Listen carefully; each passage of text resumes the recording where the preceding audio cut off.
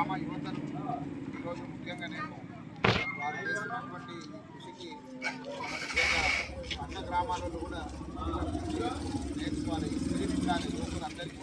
ఎందుకంటే దేశం కోసం ప్రాణాలు అర్పించినటువంటి దేశ సైనికులకు నివాళులర్పించాలి. ప్రతి గ్రామాల్లో కూడా వారిని గుర్తించుకోవాల్సిన రోజు.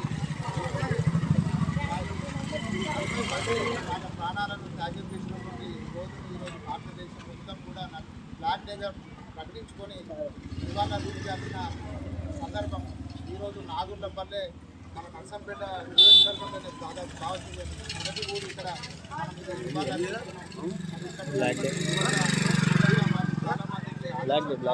మనం శవాన్ని ఉంటేనే ఈరోజు మనం సురక్షంగా మన ఇంట్లో పండుకుంటున్నాం, వాళ్ళు ఉంటేనే ఈరోజు మనం ఈ మాత్రం స్వేచ్ఛగా తిరగగలుగుతున్నాం అనే విషయాన్ని మరి ఈనాటి అక్కడ ఉన్నటువంటి చిన్న పిల్లలకు కూడా ఈ మెసేజ్ పోవాలంటే మరి దేశ సరిహద్దుల్లో మనం జాబ్ చేయాలి, వాళ్ళకు మనం దేశ పౌరునిగా మనం మన హక్కులను కాపాడుకోవాలనే ఆలోచన వాళ్ళు కలగాలి అనే విధంగా ఈరోజు నాగుర్లపల్లె యువత అందరూ కూడా ఉంటుండి ఈ కార్యక్రమం చేసినందుకు వారికి నిజంగా కృతజ్ఞతలు తెలుపుకుంటూ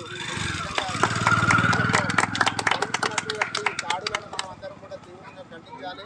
మనం అందరం కూడా మరి ఎవరైతే దేశ సరిహద్దుల్లో పనిచేస్తున్నారో వాళ్ళందరికీ కూడా సోదర భావంతో వాళ్ళ కుటుంబాలకు ఎప్పుడు కూడా తోడ్పాటుగా ఉండాలి.